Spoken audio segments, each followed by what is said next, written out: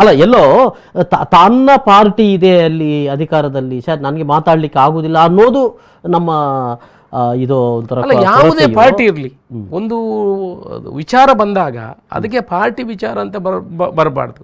ಅದು ಒಂದು ಈಗ ಅಲ್ಲಿ ಸಮಸ್ಯೆ. ಈಗ ನಮ್ಮ MRP ಇದೆ, ಅಲ್ಲಿ ನಮ್ಮ ಭಾಗದವರಿಗೆ ಕೆಲಸ ಕೊಡಬೇಕಂದ್ರೆ ಕೊಡಬೇಕು. ಅದಕ್ಕೆ ನಮ್ಮ ಪಾರ್ಟಿಯ ಜನಪ್ರತಿನಿಧಿಗಳು ಸಹಕಾರ ಮಾಡಬೇಕು, ಎಲ್ಲರೂ ಸೇರಿ ಅದನ್ನು ಹೋರಾಟ ಮಾಡುವಂಥ ಕೆಲಸಗಳಾಗಬೇಕು. ಯಾಕಂದ್ರೆ ಅಲ್ಲಿ ಅಧಿಕಾರಿಗಳಿಗೆ ಬಿಸಿ ಮುಟ್ಟುವಂಥ ಪ್ರಶ್ನೆ ಇಲ್ಲ. ಅವರ ಬೋರ್ಡಲ್ಲಿ ಡಿಸಿಷನ್ ಮಾಡೋಕ್ಕಾಗಲ್ವಾ, ಇಷ್ಟು percent reservation for the local AIDS ಅಂತ ಮಾಡ್ಬೋದು. ಮಾಡಲಿಕ್ಕೆ ನಾವೆಲ್ಲ ಹೋರಾಟ ಮಾಡಬೇಕು. ಹೋರಾಟ ಮಾಡುವವರ ಸಂಖ್ಯೆ ಕಡಿಮೆ. ಅಶೋಕ್ ರೈ ಅವರು ನಿಲ್ತಾರಾ ಹೋರಾಟದ ಜೊತೆಗೆ? ಖಂಡಿತ. ನಾನು ಮೊದಲಿಂದ ಅದನ್ನು, ಕಮಲಕ್ಕೆ ಯಾರು ಹೋರಾಟ ಮಾಡಿದ್ರು ಸ್ವಾಮಿ, ಅಡಿಕೆಗೆ ಯಾರು ಹೋರಾಟ ಮಾಡಿದ್ರು ಸ್ವಾಮಿ, ಬಾಯಲ್ಲಿ ಸ್ಟೇಟ್ಮೆಂಟ್ ಬೇಕಾದಷ್ಟು ಕೊಡ್ತಾರೆ.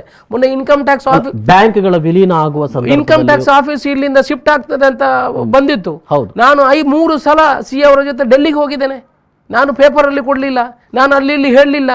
ಅವ್ರ ಹತ್ರ 3 ಸಲ CA ಅಸೋಸಿಯೇಷನ್ ಅವ್ರ ಹತ್ರ ಕೇಳ್ಕೊಳ್ಳಿ. DV ಸದಾನಂದ ಹತ್ರ ಕರ್ಕೊಂಡೋಗಿ, ನಿರ್ಮಲಾ ಸೀತಾರಾಮನ್ ಅಂತ ಕರ್ಕೊಂಡೋಗಿ ಅದು ಬದಲಾಗಬಾರ್ದು ಅನ್ನೋ ಒತ್ತಡವನ್ನು ಹಾಕಿಸಿದ್ದೀನಿ.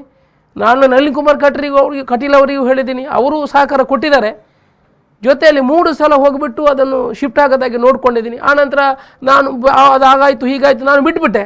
ಯಾವುದೇ ಆದೇಶ ಇವತ್ತಿನವರೆಗೆ ಬಂದಿಲ್ಲ. ಶಿಫ್ಟ್ ಆಯಿತು ಗೋವಾಕ್ಕೆ, ಎಲ್ಲ ಪೇಪರಲ್ಲಿ ಬಂತು, ಶಿಫ್ಟ್ ಆಗೋದನ್ನು ನಿಲ್ಲಿಸಿದ್ದೇವೆ, ಅದು ಆಯಿತು ಇದು ಆಯಿತು, ನಾನು ಬಿಟ್ಟುಬಿಟ್ಟೆ ಅಲ್ಲಿಗೆ. ಈಗ ಶಿಫ್ಟ್ ಆಯಿತು ಅಲ್ಲ, ಟ್ರಾನ್ಸಾಕ್ಷನ್ ಗೋವಾ.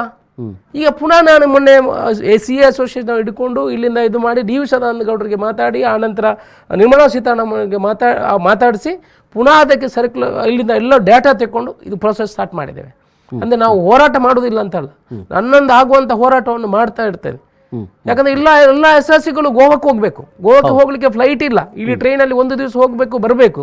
ಇಲ್ಲಿ ಇಷ್ಟು ಜನರಿಗೆ ಕೆಲಸ ಇದಾಗ್ತದೆ, ಆನಂತರ ಎಷ್ಟು ಟ್ರಾನ್ಸಾಕ್ಷನ್ ಇಲ್ಲಿ